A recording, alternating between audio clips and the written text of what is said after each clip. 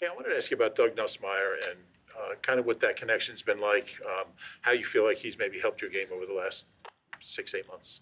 I think he just being around him, knowing his background, where he comes from, and the experience.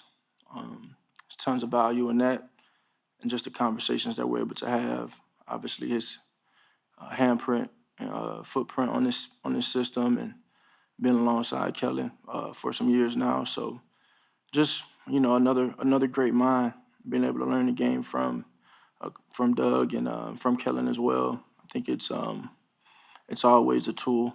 I just want to use those. You use the people that I share time with, and take advantage of it. Take advantage of that. Specifically, that you feel like he's really emphasized that you've improved on? Um, Hard to say right now. Maybe if there's more time there. Jalen, now you've had a chance to rewatch Sunday's game. What do you think really clicked so well in the passing game? I think simply put, we just executed. There are some different approaches and some nuances, but I think we did a good job of executing. The empty formations, you like that? I'm sorry. You like playing out of empty?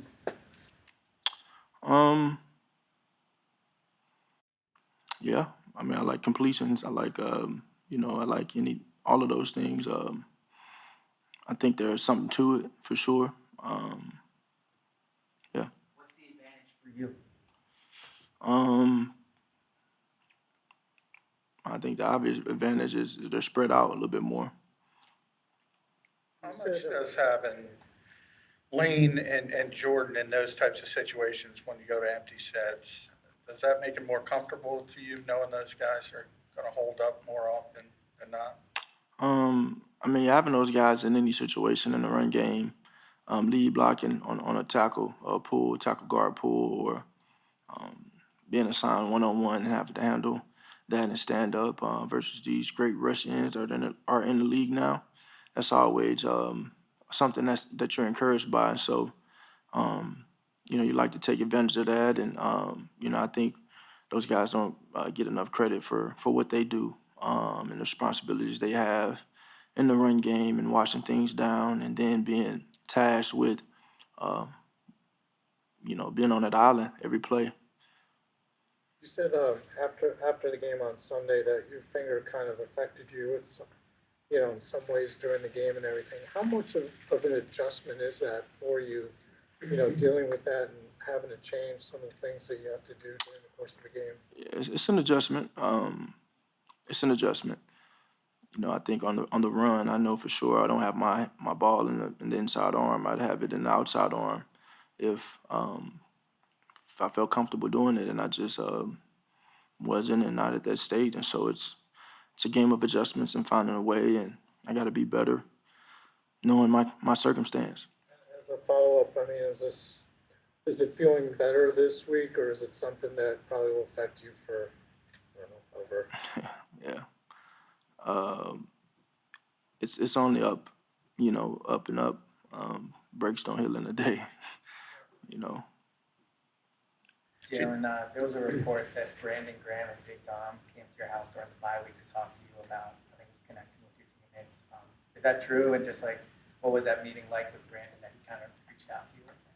It wasn't true. The addition of Lattimore, Jalen, to Washington's defense, how does that change the dynamic? What did you see based off this past game? I just think his presence, his ability, his speed, his experience. Again, someone that has played at a very high level, and then they got a great defensive core over there. So he's just overall a great addition for him. So that's going to pose us some challenges. We know we have to be ready to compete come Sunday versus a really good defense. Now that you've done it for a while in division games, that second game, does it make it more difficult when you're that familiar maybe with the opposition, or is it not that big of a deal? It's a new team. It's a new team, and it always presents its challenges when you've seen the same guy and the same this for years and years and games. But I think when you're able to attack people in different ways, I think that always helps when you're multiple. Kind of avoid some of those things. You feel like you're faster than you have been late in seasons. The last few years, you dealt with ankles and stuff. It seems like you have the wheels that, you haven't had late in the season.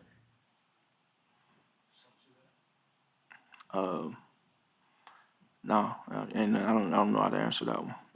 I think just it's kind of I'm just playing, just playing. What's the reason for the two different shoes on Sunday? And is that a look you'll have going forward? I was supposed to wear the Colombian 11s that I gifted the kids that were at the Wings Initiative after last week's game, and they never came in. And end up having all my shoes there. Guy wanted to take some pictures, took about 5 minutes, something very casual, and ended up taking pictures with two different cleats. And I was like, I'll wear these on Sunday since my shoes didn't come in. So hopefully they come in soon. It worked out well for you, Doug. We'll see. We'll see. I saw you shared that drawing the fan did of the two different cleats. Mm-hmm. It's been on the hoodie. Have you talked to the fan that did that? And what's it mean to you to see fans do the drawings of you? I just think those are moments, and then all all you do, you want to learn from everything you do, but you want to have memorable moments and good moments and give people something to be happy about. And I think I just think about the youth when I think about that, to be honest.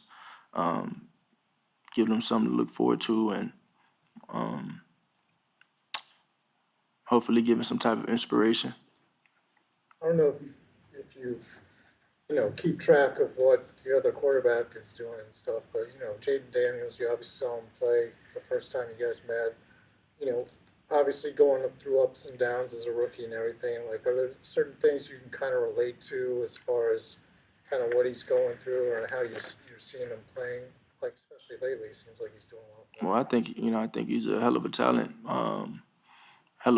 He's come in, played at a very high level, and I think he's just been doing a really good job. As you go on and play the game, you learn more, and so I think that's valuable for everyone playing the position. You said that report's not true about Brandon and Dom coming over. The spirit of it, have you found yourself different or more open with teammates this year? I've always kept the main thing, and just tried to be the best leader I can be. I've always been in that. That's what it is. Do you think Devonta gets enough credit for his toughness for a guy with his build, his size? Nah, man, he's a fearless runner, fearless with the ball in his hands.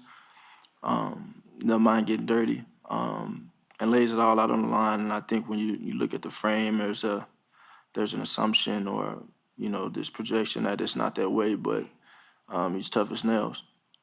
Nick was talking very highly about Kenny Gainwell this week and what he offers to the offense and what his limited opportunities. I know you're close with Kenny. Mm-hmm. What does he mean to this team? Not just on the field. I think overall, his value is. I don't think his value can be measured to how he showed up in some of these moments, and also how he's been able to be selfless and be patient in those opportunities. I think that's unmeasurable, and so I'm just excited for him to continue to run his race and to continue to run his course. He made some crazy plays on third down this past game, and we're gonna need more of that, from him when he steps in there. That's the leadership role that you have on the team. I remember before the season you talked about how different teams need different versions of leadership, different versions of yourself. Mm-hmm.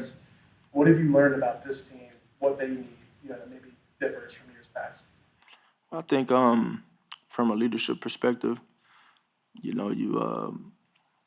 are definitely a lot of things that come with the task that I have at hand, and I think you go through phases and you go through seasons, and the team changes. You know, this is a totally different team than what I walked into, and that's just the way it goes, you know.